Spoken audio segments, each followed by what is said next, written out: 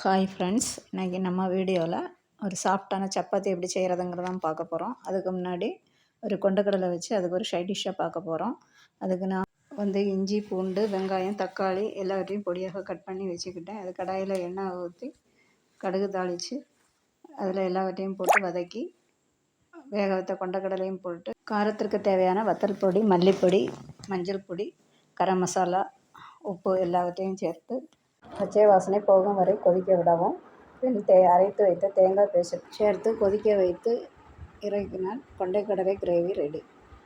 சாஃப்டான சப்பாத்தி செய்வதற்கு ஒரு கப் கோதுமை மாவு எடுத்து அதில் உப்பு சேர்த்து தண்ணி சேர்க்காமல் பால் மட்டும் சேர்த்து பிசைந்து அதை சப்பாத்தியாக திரட்டி தோசைக்கல்லில் போட்டு சப்பாத்தியாக சுட்டெடுக்கவும். மிருதுவான சப்பாத்தி தயாராகிவிடும். நீங்களும் ட்ரை பண்ணி பாருங்கள். எப்படி இருக்குன்னு நீங்களும் செய்து பார்த்துட்டு கமெண்டில் சொல்லுங்கள். சேனலை சப்ஸ்கிரைப் பண்ணுங்கள்.